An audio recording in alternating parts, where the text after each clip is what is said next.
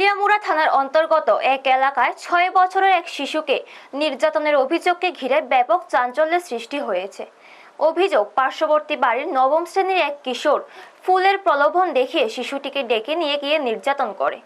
পরিবার সূত্রে জানা যায়, ঘটনার সময় শিশুটির মা বাবা বাড়িতে ছিলেন না। পরে রাতে শারীরিক অসুস্থতা অনুভব করলে শিশুটি বিষয়টি তার মাকে জানায়। এরপর পরিবারের সদস্যরা পুরো ঘটনা জানতে পারেন। ঘটনাটি এলাকায় ছড়িয়ে পড়তে স্থানীয় বাসিন্দাদের মধ্যে তীব্র ক্ষোভের সৃষ্টি হয়। পরে অভিযুক্ত কিশোরকে আটক করে পুলিশের হাতে তুলে দেওয়া হয় বলে জানা গেছে। পরিবারের পক্ষ থেকে থানায় অভিযোগ দায়ের করা হয়েছে। পুলিশ জানিয়েছে, পক্সো আইনের সংশ্লিষ্ট ধারায় মামলা রুজু করে ঘটনা তদন্ত শুরু করা হয়েছে। ঘটনার পর এলাকা জুড়ে উদ্বেগের পরিবেশ তৈরি হয়েছে। স্থানীয় বাসিন্দারা অভিযুক্তের বিরুদ্ধে কঠোর আইনানুগ ব্যবস্থা নেওয়ার দাবি জানিয়েছেন। ব্যুরো রিপোর্ট, নিউজ তৎকাল 24। আমরা বিকালে 3টার পরে আমরা ঘাস কাটতাম গেছি গরুর লেগে। আমার দুনো মায়ের ঘরে আসলো। শুরু মায়েরা ফুলের লেগে পাগল, ওয়ানা খালি ভর্তি করাইছি।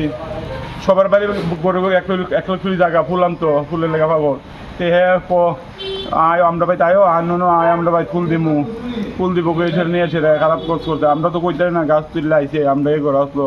সন্ধ্যার পরে আইয়া কইতে থাকো মা আমি এখানে দুঃখ হয়, ব্যথা করে। ও মা দুঃখ বাস করে ফুলের জায়গাটা একটু কালো লাল হয়ে দিছে, কালো হয়ে দিছে। খিতে দিছে মা ভাই আমার ফুল দিব কয়ে নিয়ে জানি আমার লোকিতা করছে। সকালবেলা মহারানীপুর থেকে আমার কাছে একটা খবর হয় যে একটা শিশু একটা মেয়ে রেপ কেস। তো যথাযথ আমরা পিএস একটা কমপ্লেন আইছে। তো কমপ্লেন মোতাবেক আমরা একটা কেস রেজিস্টার করছি, ভিকটিমের সাথে কথা বলেছি। তো যার case number 24/26 under section 65(2) BNS POCSO 4।